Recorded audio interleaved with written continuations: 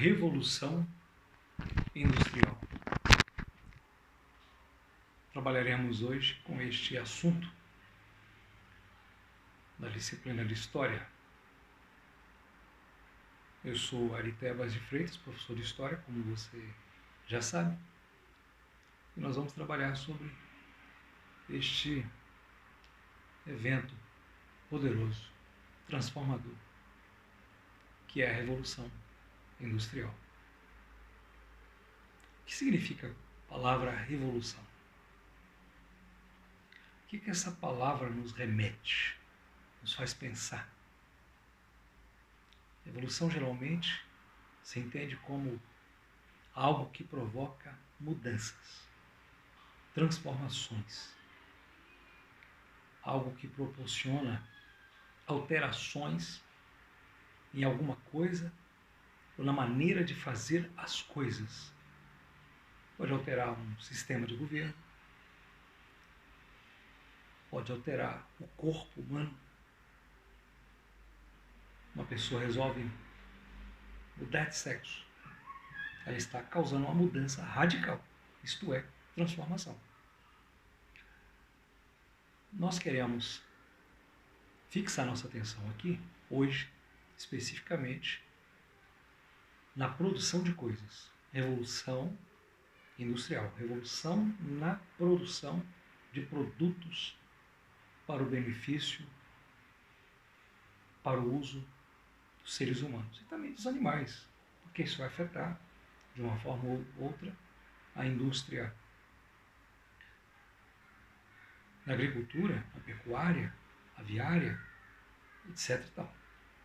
Assim como nos referimos à Revolução Industrial especificamente, estamos falando de mudança transformadora na forma de produzir produtos, objetos, riquezas, serviços e outros bens que as pessoas irão utilizar ao longo da sua vida. Então, é algo que aconteceu, isto é, a Revolução Industrial, a que nos referimos, é algo que aconteceu na Inglaterra nos meados do século XVIII e que também, posteriormente, afetou ou aconteceu com outros países, não somente com a Europa.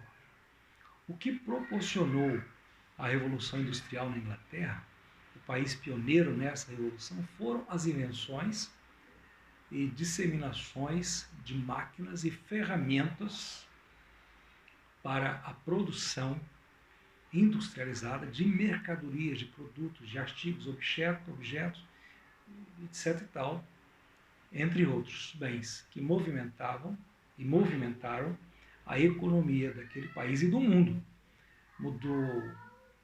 A Revolução trouxe mudanças nas relações familiares, nas relações de trabalho, relações internacionais e outros, nem tanto benéficas para o ser humano, mas sempre trouxe mudanças. As fases da Revolução Industrial. Fala-se em 3 fases ou 3 momentos distintos, pois nem tudo aconteceu como nem tudo acontece de uma vez só e nem provocado por uma única pessoa. As coisas acontecem das relações humanas, do relacionamento de uma ideia com outra. Então é um processo que vai se movimentando e que vai sendo desenvolvido em espaços diferentes, por pessoas diferentes, diversas, e também em tempos bastante diferentes. A primeira fase da Revolução Industrial, ela é compreendida entre 1750 e 1850. Um século de mudanças, de transformações, de modificações da maneira de se produzir produtos que o ser humano vai consumir, vai vender, vai negociar, vai utilizar para o seu bem pessoal ou também para outros fins que não sejam tão bem assim. Então, o homem deixou de produzir de maneira artesanal, de maneira manufaturada ou fatureira, pouca coisa dentro de casa ou num celeiro, e passou a produzir de escala industrial, algo grande, algo quantidades enormes. Então, a Revolução Industrial, ela passa a acontecer dentro das fábricas, com máquinas, com ferramentas e pessoas que vão se especializando no manuseio destas ferramentas e destas máquinas para a produção de riquezas e de outras coisas. A produção industrial acontecia agora por causa do maquinário, das novas metodologias, das novas logísticas, da maneira de fazer as coisas. Agora a produção acontecia de forma industrial e acontecia com maior rapidez, maiores volumes, melhores condições de produção, nem sempre melhores condições de trabalho para o trabalhador, o uso mais racional do tempo e dos recursos, a produção em grandes quantidades e de consideradas qualidades, pois as máquinas e ferramentas facilitavam a produção. Isso não quer dizer que elas produziam sozinhas, mas precisavam do ser humano ali ao lado e ao seu redor para a sua produtividade, não é?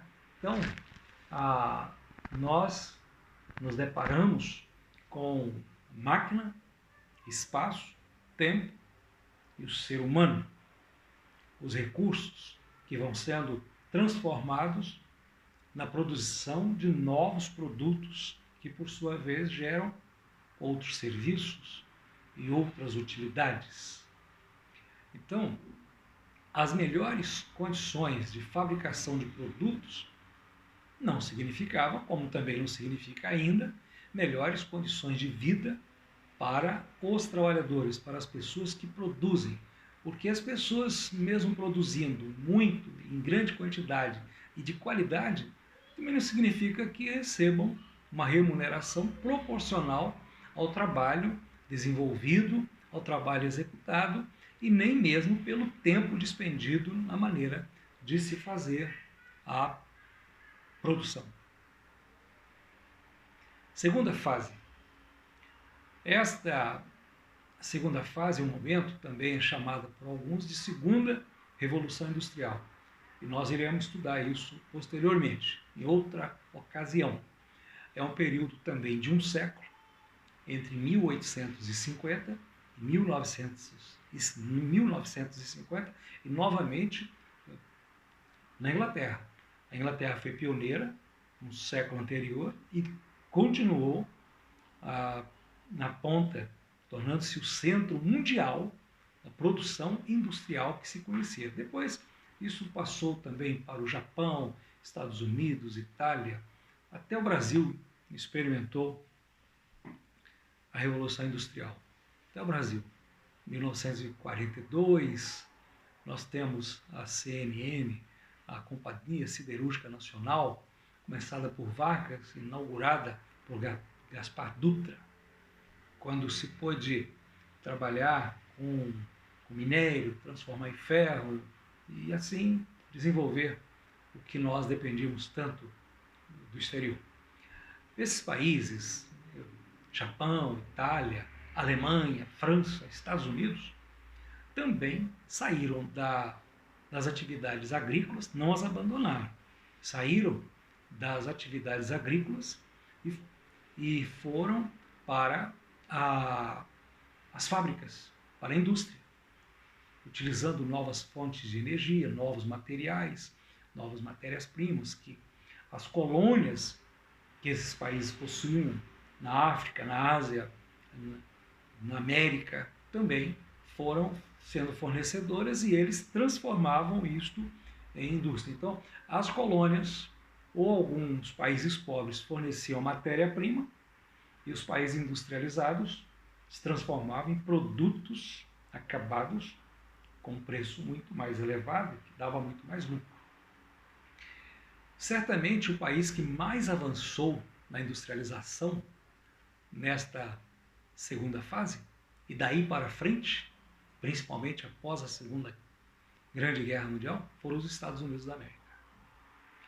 Esse país se tornou a nação mais poderosa da Terra, tanto nas suas invenções, quanto no seu comércio, no desenvolvimento da força militar, do poderio bélico, novas tecnologias, novas metodologias na maneira de se trabalhar, de fazer as coisas, na influência política, no entretenimento. Hollywood ainda é o grande centro do entretenimento principal, que é o cinema, mas hoje não está restrito a isso, nem somente a música, mas na internet, computadores, etc. e tal. Também os Estados Unidos se tornou pioneiro nas viagens espaciais quando, na década de 60, conquistou a Lua. Também se tornou de ponta na medicina, etc.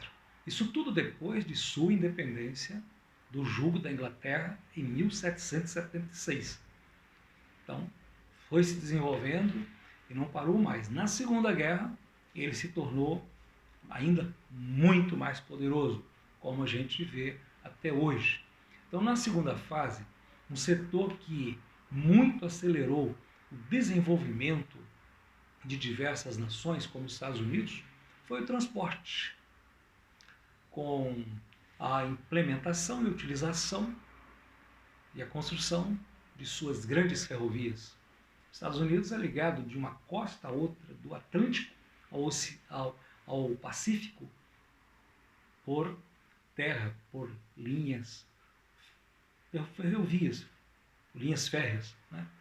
Então, suas locomotivas, seus trens, e hoje também as cidades estão aí ligadas por metrô, que é o trem de ferro debaixo da terra. Então, esse impulso grandioso da indústria automobilística também que se verificou nos Estados Unidos, em que levou cidades a ficarem riquíssimas e famílias ficarem poderosas, etc. e tal, são fatores que também foram sendo aperfeiçoados em outros países, mas os Estados Unidos continuou sendo e continua sendo um país de ponta, mais avançado, mas a China está aí. A China está aí com seus tentáculos, com sua influência política no mundo inteiro. Terceira fase. Essa terceira fase teve começo em 1950 e continua até os nossos dias.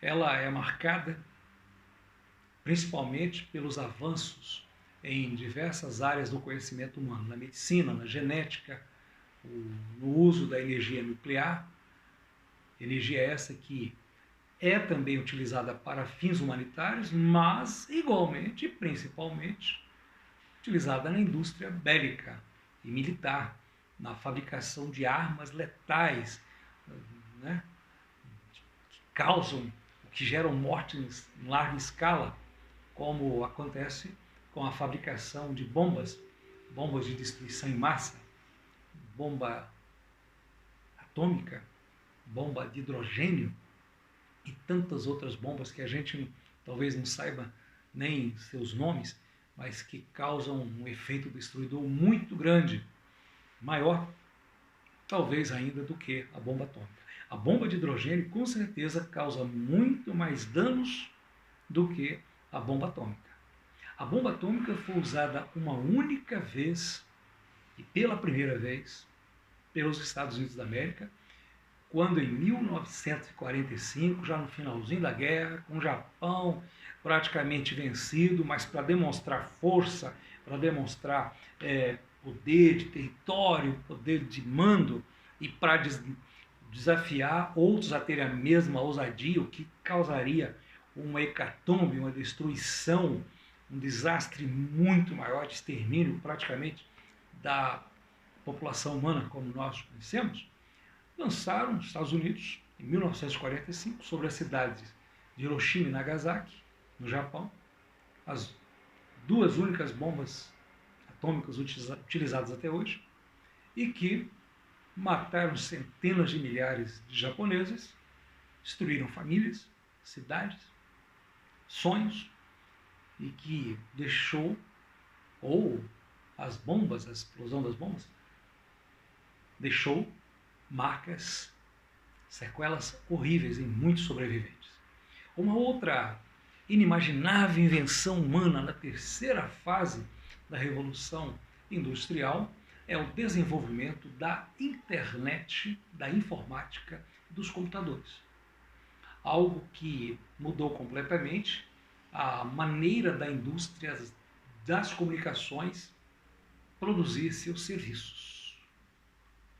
E as realizações humanas no mundo inteiro também foram afetadas com a informática, com a internet, porque praticamente o mundo atual, sem o uso da internet, dos computadores e das redes sociais, que interligam tudo que se produz e todas as pessoas no mundo inteiro, principalmente os que falam inglês, e mesmo os que não falam podem ver, podem assistir, não é?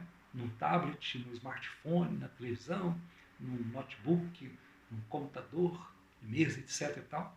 Então, hoje é impensável a vida sem a internet, sem a informática. E sem internet, a educação hoje está bastante capenga. Sem internet, nós não teríamos condições de fazer esse trabalho que está sendo feito aqui. Sem informática, sem computadores, como nós faríamos esta aula? Tem ali um notebook, tem um smartphone chinês aqui, uma TV e outras coisas mais, energia e outras coisas mais que a gente está utilizando. Então, tudo hoje cabe dentro de um chip. E com a tecnologia tão avançada, às vezes colocando na mão, dá para projetar numa parede. Mas um dos grandes inventos, e que beneficiou muito a humanidade, foi de um brasileiro. E é na terceira fase da Revolução Industrial. Embora não tenha sido aqui. Foi na França. O avião, com Santos Dumont. Inventos que impulsionaram a indústria na sua primeira fase. O invento, como que acontece o invento? Como que a pessoa resolve inventar? Ela fala, hoje eu vou inventar um descascador de laranja. Não, geralmente não é assim não. O invento, ele surge para resolver um problema. Alguém tem uma dificuldade, ou descobre que outros têm uma dificuldade, um problema, e ninguém sabe a solução daquilo, com que ferramenta, com que instrumento poderia ser solucionado ou facilitado aquele trabalho. Então, uma pessoa, ela pensa e ela diz, eu posso fazer isso, mas eu preciso deste material, preciso dessa ferramenta, e ela precisa, às vezes, do que está ali, e outras vezes é preciso inventar ferramentas e instrumentos para fabricação de um evento. Então, a pessoa tem ideia, quem pensa a ideia é dono dela, é propriedade intelectual, deve ser registrado, deve ser patenteado, e ela vai produzir, mas para produzir é preciso investimento. Às vezes ela tem ideia, ela sabe como fazer, mas não tem os recursos necessários para desenvolver a sua ideia. Daí entra o empresário. E foi assim que os empresários ingleses também fizeram. Quem tinha dinheiro, quem tinha capital, investiu num fabricante, e esse fabricante vendeu para aquele homem, vendeu sua ideia, vendeu seu produto, e aquele acabou se tornando ele mesmo o produtor, o fabricante de um produto pensado por outra pessoa. Então, o homem que pensa, ele encontra a solução para vencer aquele obstáculo e pensa numa maneira de contornar a dificuldade. Daí surgem os inventos. Então foi assim que o tear hidráulico, invento movido pela energia produzida pelas águas, foi inventado pelo inglês Richard Arkwright, e isso facilitou e agilizou a produção de fios de algodão. O tear precisava ser montado, entretanto, onde houvesse água corrente, na beira de rios. Então, o tear hidráulico, naquele momento, ele era um grande avanço, mas ele também estava limitado à geografia, porque ele precisava de estar montado perto dos rios para mover-se e ser utilizado e ser movimentado e produzir aquilo a que ele estava sendo proposto, que era a produção de fios de algodão. Isso mais ou menos em 1764. Em 1769, outro inglês, James Watt, inventou o motor a vapor. E isso aí já foi um grande salto. O motor a vapor ele foi pensado no século XVI por um grande gênio da matemática, da astronomia, da ciência de pintura, etc. e tal, Leonardo da Vinci, o italiano. Mas foi James quem desenvolveu esta ideia e inventou o motor a vapor. E esse motor, aplicado aos meios de transporte, facilitou a vida de muita gente.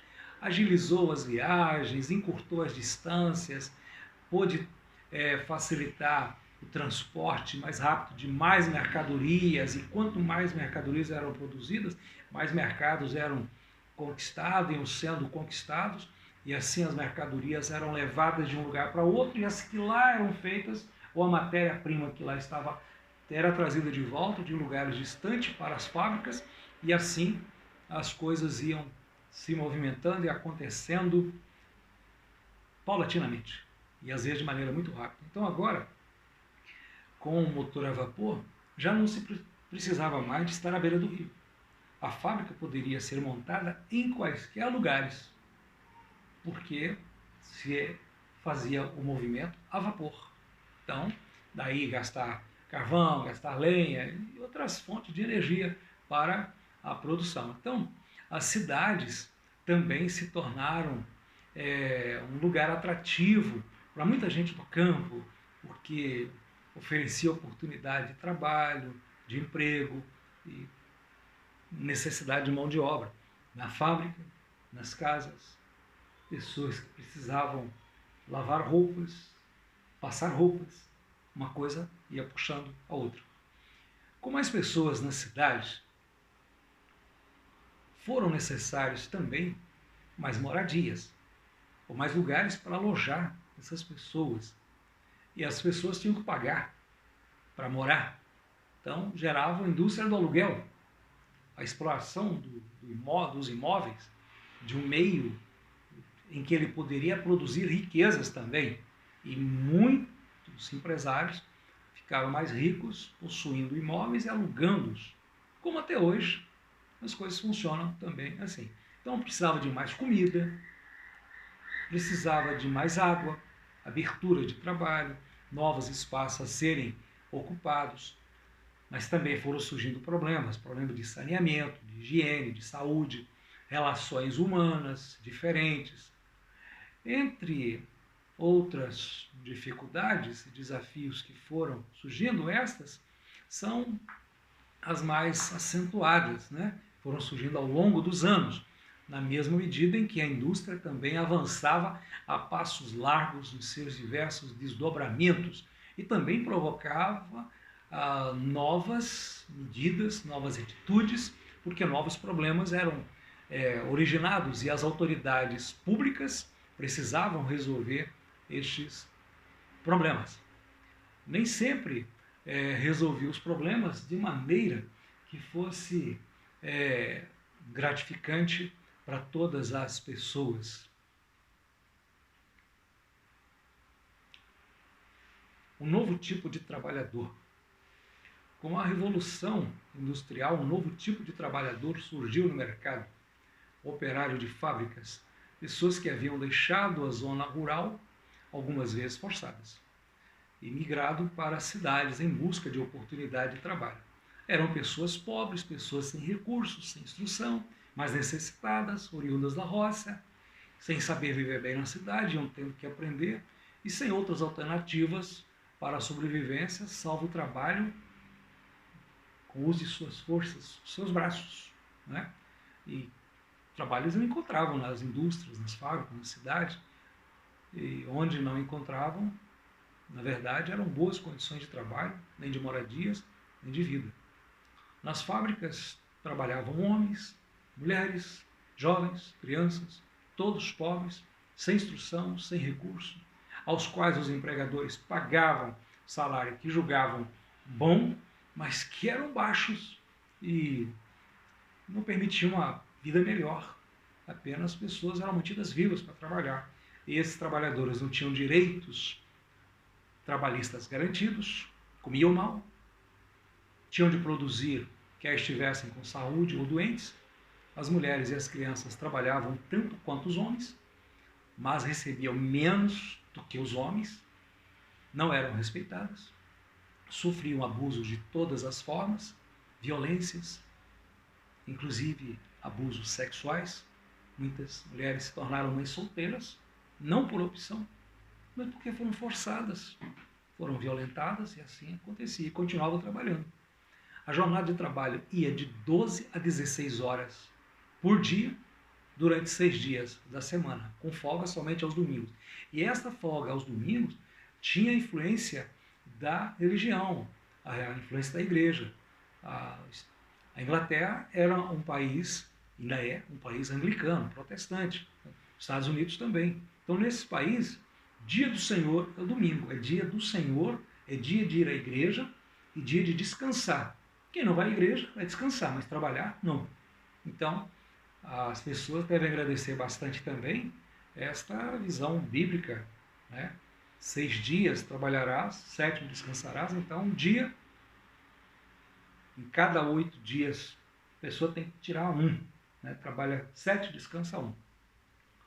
Em tal clima, o que havia era frustração, esgotamento, raiva, violência, sofrimento, sobretudo por parte das mulheres e das crianças. A criança tem que trabalhar, não estudava, tempo livre, dentro de casa, na rua. A marginalidade também crescia muito grande, crescia muito. As mulheres trabalhavam fora, ainda tinham que dar conta do marido, dos filhos, da casa, da comida, da roupa, da arrumação, tudo.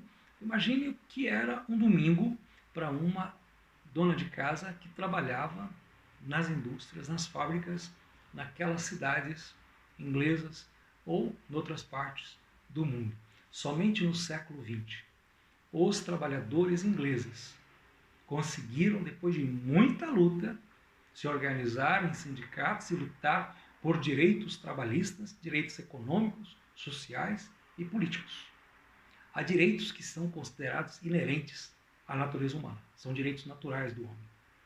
Ninguém nasce escravo, mas um homem tem que lutar para conseguir a sua liberdade e viver em liberdade. É um preço que se paga. E os trabalhadores tinham direitos a bons salários, a melhores condições de trabalho, a menos horas. 16 horas é uma exploração tremenda. Com muita luta que eles conseguiram alcançar esses direitos. Atividades. Explique em suas palavras todas as implicações, sentidos e significados da palavra revolução, principalmente aplicada à indústria. Segundo, mostre a sua compreensão dos impactos da Revolução Industrial sobre o mercado de consumo das pessoas. Terceiro, exponha sua visão sobre a maneira como o motor a vapor afetou e influenciou o setor dos transportes. O tipo de trabalhador que surgiu com a Revolução Industrial era diferente do trabalhador da zona rural. Aponte algumas diferenças que você pode perceber, ou pôde perceber. De que maneira a palavra revolução faria ou faz sentido em sua vida? Diante de um grande problema, como agiria uma pessoa com mentalidade revolucionária? Sétimo, podemos afirmar que os benefícios da Revolução Industrial também foram alcançados pelas pessoas pobres da sociedade inglesa? Justifique o seu posicionamento. Oitava, aponte pelo menos 3 vantagens e 3 malefícios originados pela Revolução Industrial caso você entenda que houve algum tanto benefício quanto malefício para a sociedade humana.